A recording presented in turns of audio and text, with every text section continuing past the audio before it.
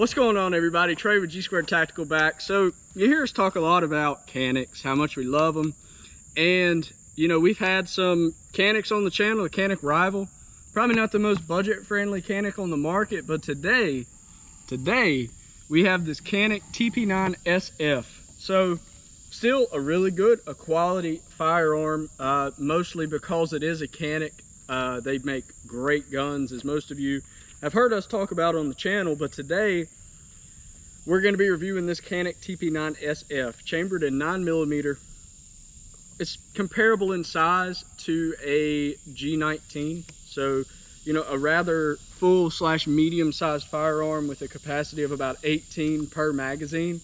So you're getting a lot for your buck when you get this pistol. I mean, you can pick these up cash price, definitely under $500, but it's really up to you. If you like Canik and you don't have this model yet, I would certainly recommend going out and getting it. We owned one of these before. Just a little backstory before we start blasting this old girl. We owned one of these before. I sold it. I really regret selling it. Unfortunately, it's just, you know, it just happened, I guess. I'm not gonna make an excuse and say that, you know, I had one, because I didn't. It was stupid. I shouldn't have sold the darn thing.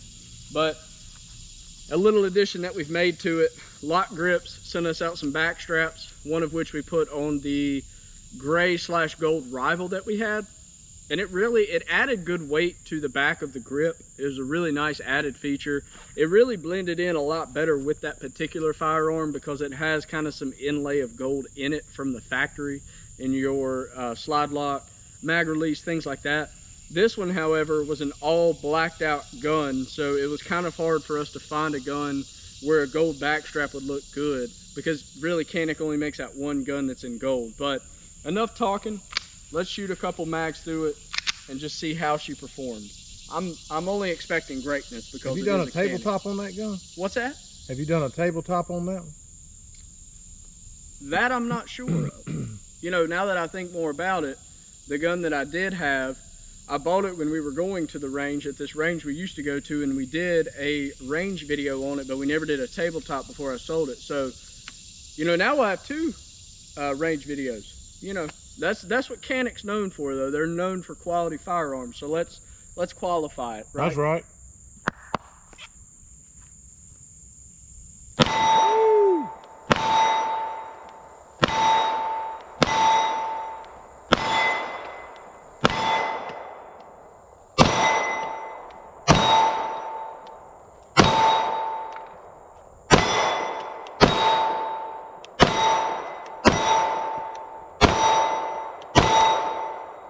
Man, Tell that's you fun. what, like, I mean, you shot Glocks today.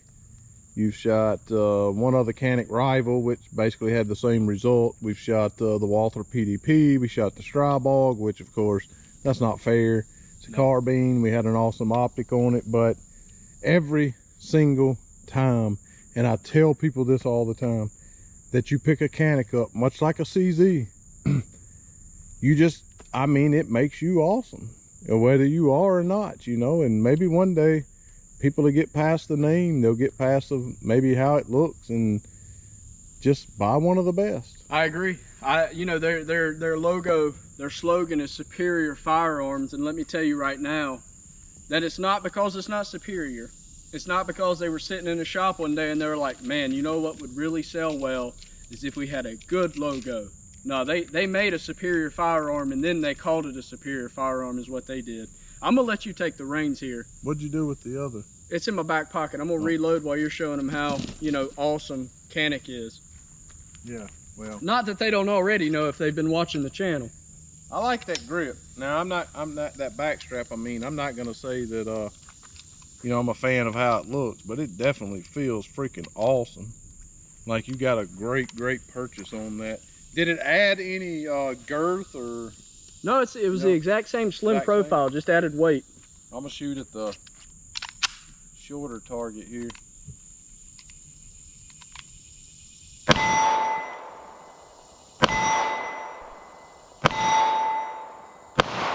Ah, you idiot.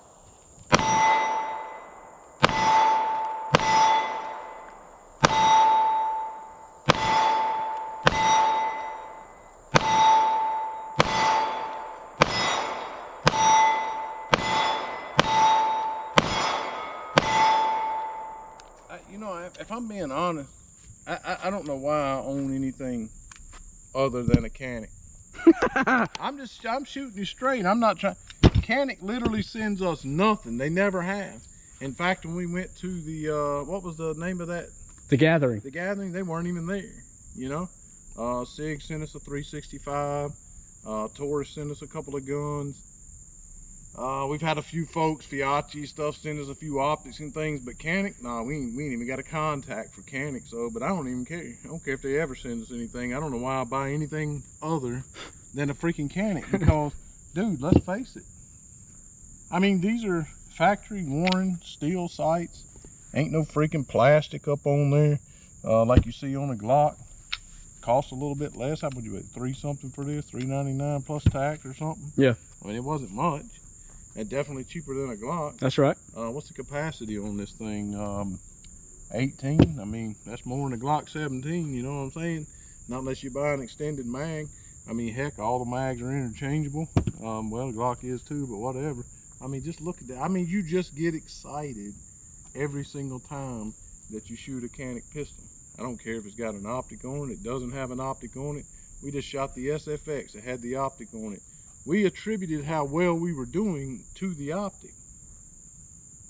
But it doesn't have an optic. Look at them targets, you know, at 15 yards. These are, in my opinion, superior because of that trigger and how they manage the recoil. Honestly, on a Glock trigger and stuff, we talk about how good and audible and tactile the reset is, but this trigger resets so short that you find yourself actually using the reset. You feel yourself actually using it, whereas a lot of times on Glock pistols and things like that, you may or you may not, you know. That's, I mean, this thing is like it forces your finger forward a little bit to feel the reset, and you can just stay on target so good with these firearms. Not just this one, not just the TP9 SF, but all of the Canik offerings, you know. We've never had an issue with one. To my knowledge, no Canik that we've ever owned, and we've had quite a few, has ever in any way malfunctioned. So, you know, Trey, and it doesn't matter what it is. We just had the SC, lights out, subcompact. Say, well, if you're not going to shoot well with something, it'll be a subcompact. Not true. We shot lights out with it. This one, the TP9 SFX, the rival, we've shot lights out with all of them and never had a single issue. So at the price point, you know, you can go out and buy you an H&K, pay $300 more for it. Is it going to be just as good? Probably. 300 less? We're going to shoot this H&K here in a minute. Guarantee you I won't be as accurate with it as I am with this right here. Cheap ammo too. Because it is so easy to shoot. I don't know what BPS is. If you say it's cheap, I guess it's cheap. Cheapest I could find. So it just eat it up. We've put steel through them. All kinds of things. We got the does this one come with all of the fancy, you know, mag release extension? And it does not come with extra mag extensions. Obviously no optic plates, different ones for different optics because it's not milled out. But it does come with a holster. It does come with 3 mags. Every single TP9 SF, or every single Canik rather, that you purchase comes with a holster. That's right. Everyone. 3 mags. I don't know. I can't speak to that. Everyone I've ever bought had 3 mags. A punch, a cleaning rod. Has the little loaded chamber indicator here on the top. You know I hate plastic sights. If a high point had steel sights on it, they got a notch up in my belt, you know, on my belt, should I say, because I hate freaking plastic sights. And they got worn, you know, metal. I'm assuming that's steel sights on there. Don't think it's aluminum, pretty sure it's steel sights. Yeah, I would say that that's some dirty butt ammo because, you know, we've only put, what, 2 mags to it, and it looks like a bucket of tar on that feed ramp. Yeah. So, but it's gonna eat it, no question, no question. And I'm not even gonna say that it's the ergonomics because it feels much like, you know, the ergonomics of most other polymer frame guns that we shoot. But there's something about the way that it handles the recoil. There's something about that. Well, the trigger is freaking, in my opinion, it's second to none.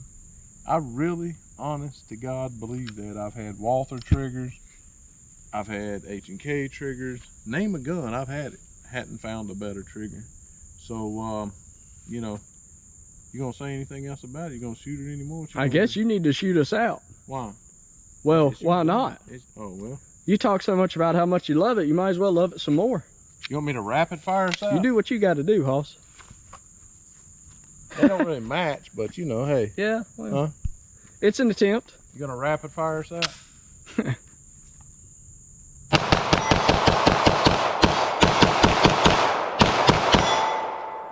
Didn't hit much, but a lot of freedom went down range there. Thanks for watching, guys. We can't recommend Canik enough. We're not getting paid by them. They are just freaking awesome firearms. Go out, pick you one up, very good price. Make sure you comment. We will comment back. We will interact with you, good, bad, or indifferent. And we love you interacting with us. Make sure you subscribe, and please hit the thumbs up. Thanks a lot.